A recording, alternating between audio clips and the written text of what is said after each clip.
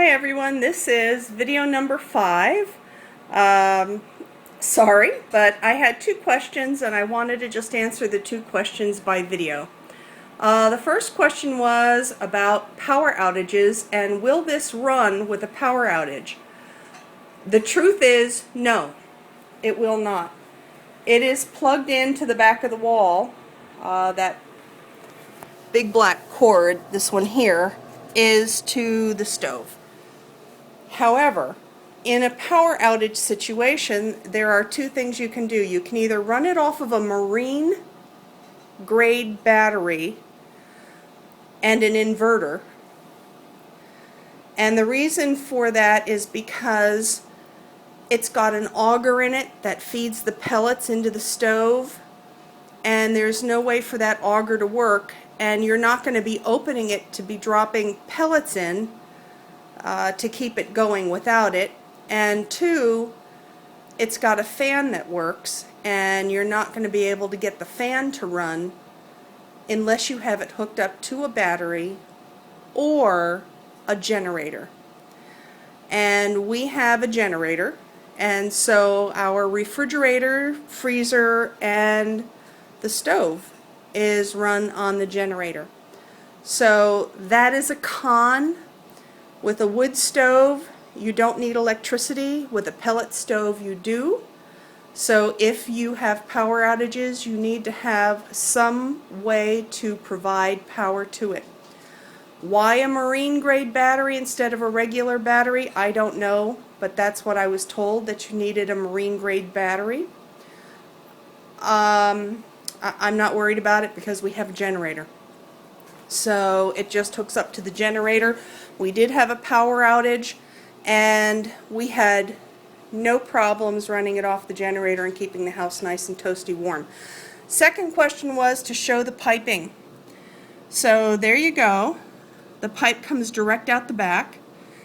If your house is high, if you have one of those raised ranches, if you have some sort of an elevation on your property maybe where it dips down into the back, this can come right out the back, and then you just have one of those caps on the back.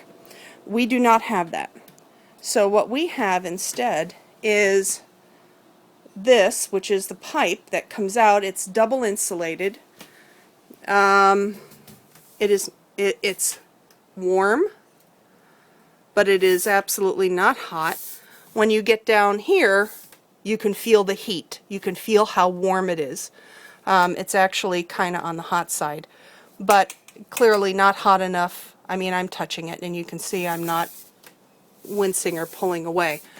And this goes straight up, and the way this sunroom was added on, or screened in back porch was added on, was the roof was hooked onto the house, and I don't know that I can show you. It's snowy, so I'm not getting out in the snow. But the roof to the screened-in porch just goes over the roof of the house.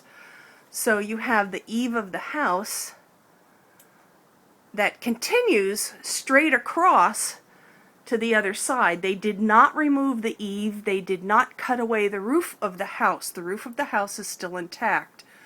The roof of this screened-in porch was just hooked to it. So this pipe actually comes out the house, goes up, and goes through the eave of the house, and then up through the roof of the sunroom. It does not go through the roof of the house.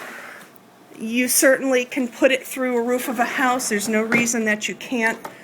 But the guys that installed the stove said that they really hate going through the roof of a house.